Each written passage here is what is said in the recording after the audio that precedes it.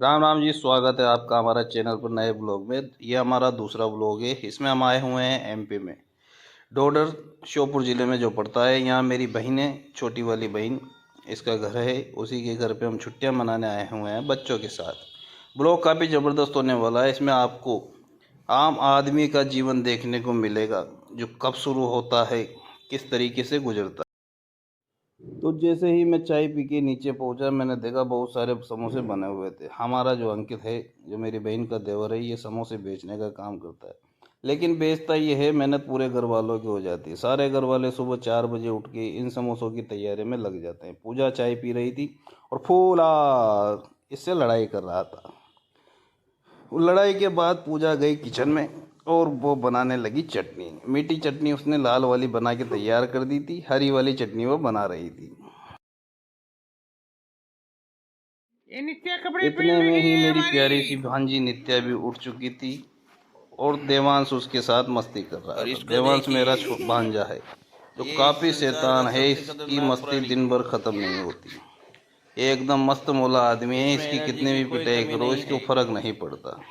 नित्या प्यारी सी नन्ही सी मुन्नी सी बच्ची है, जो हाल ही 3 महीने की हुई है। दोनों भाई बहन बड़े प्यार से खेल रहे हैं, दिन की शुरुआत कर रहे हैं। फिर मैं देखता हूँ कि मेरा छोटा चेतन देवांश भी उठ के तैयार हो गया और चार्ज हो रहा है अपनी दिन भर की शैतानी शरारत के लिए। अपनी एनर्जी को बढ़ा रहा है, सुबह का नाश्ता टोस्ट के रूप में लेके। थोड़ा फ्रेश होकर हम बाहर निकले तो देखते हैं कि अंकित बाबू हमारे गर्मा गर्म समोसे बना रहे हैं। है ना, समोसे देख इतने क्रिस्पी पहले और रुक तो सही, 10 सेकंड मसालेदार तो होने दे अंकित के तू। द्वारा बनाए जाते हैं। बड़े ही स्वादिष्ट होते हैं। इसमें मीठी लाल चटनी चटनी। लाल वाली और हरी वाली चटनी, दोनों ही बहुत ही ज़बरदस्त होती है, स्वादिष्ट होती है। इसके बाद मैं अंदर जाता हूँ अंकित की दुकान में और देखता हूँ कि ये हाथ से घर पे बने हुए मावे की बर्फियाँ आहा। बनाता है। शुद्ध बर्फी मावे की, जिसमें शक्कर की मात्रा बिल्कुल नाम मात्र की होती है। प्योर दूध से मावा अंकित के द्वारा बनाया जाता है। फिर मैं नहा धो के पहुँच जाता हूँ अपने गुरुजी बजरंग बली के द्वार। ये हो वहाँ मैं बजरंग बली के दर्शन करता हूँ। दर्शन करने के बाद मैं थोड़ी देर वहाँ रुककर जैसे ही बाहर निकलता हूँ तो देखता हूँ कि 1927 जमाने का स्कूल, ये स्कूल आज भी पूरी तरह से संचालित है। इसमें पढ़ाई भी होती है और लोगों की शादियाँ करने के काम भी आता है। बिल्डिंग आज भी बहुत मजबूत रखी हुई है इस स्कूल की। भाई साहब, बाकी घर गिर जाएंगे, इस स्कूल का कुछ नहीं होना है, क्योंकि ये काफ़ी पुराना और मजबूती से बना हुआ है। घर पहुंचा तो देखा हमारे तीनों चेतन, देवांश, दिव्यांश और शिवा मस्ती कर रहे थे, जिसमें देवांश बहुत एक्साइटेड था मेरा। और बाटियों के लिए आग का अलाव, जिसको हम जगरा बोलते हैं, वो लग के बिल्कुल तैयार था।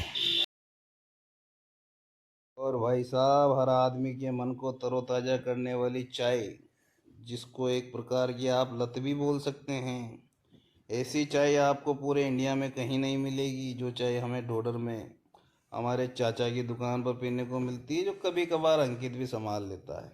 अंकित भी काफ़ी ज़बरदस्त और स्वादिष्ट चाय बनाता है। इसकी चाय का भी कोई जवाब नहीं। ऐसी अगर चाय आपको कहीं मिल जाए तो मैं गारंटी देता हूँ, एक बार इसके हाथ की चाय पी के देखिए। और भाई साहब, ये मैं क्या देखता हूँ, देवांश तो स्कूल जाने के लिए तैयार हो गया।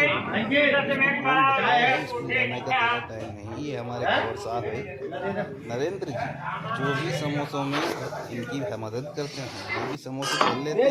फिर मैंने बैठ के समोसे और घर की बनी हुई मावे की बर्फी का आनंद लिया। तो देखता हूँ लड्डू और चकती की तैयारी जोरों पर है, अपने आखिरी पड़ाव पर है। यहाँ पर लड्डू बनने को बिल्कुल ही तैयार थे। बाटियाँ भी आनंद दे रही थी। पूजा आई, उसने बाटियों को लगाया फटकारा, दे झाड़ू, दे फटकारा, दे फटकारा। पूरी मेहनत, पूरी जोर से पूजा लगी हुई है बाटियों की पानी हटाने। और ये तैयार है मस्त दाल, बाटी, चकती, प्याज और नींबू। इसका लुत्फ उठाया।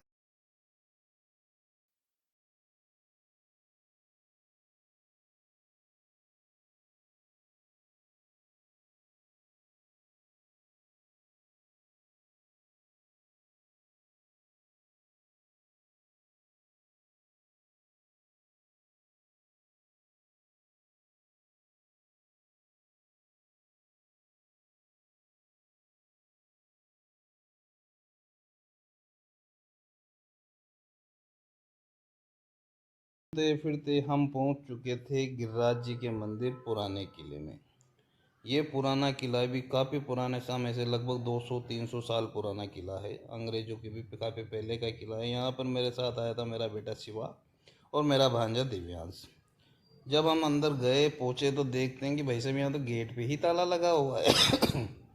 अब ये गेट का ताला आज तो खुला नहीं, लेकिन कल वाले ब्लॉग में मैं आपको किले के अंदर का पूरा दीदार कराऊंगा।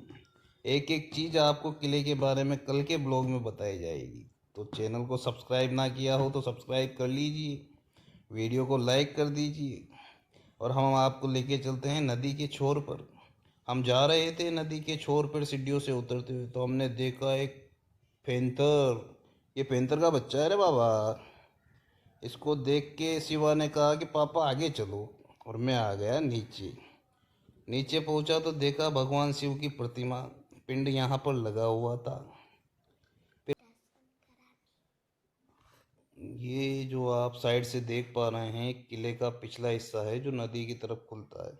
इसमें नदी के नीचे वाले हिस्से में एक सुरंग भी बनाई गई है। सुना है मैंने, अभी ये देखा नहीं सुरंग वगैरह। तो यहाँ पर ये पिछले वाला हिस्सा देखने के बाद मैं थोड़ा टहला नदी के किनारों पर, और इसके बाद हम आगे बढ़े।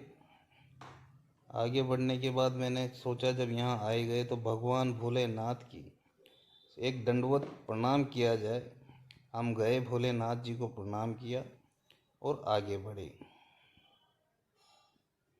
देखिए कितनी मजबूत दीवारें हैं, आज भी इन दीवारों का कुछ भी नहीं बिगड़ा।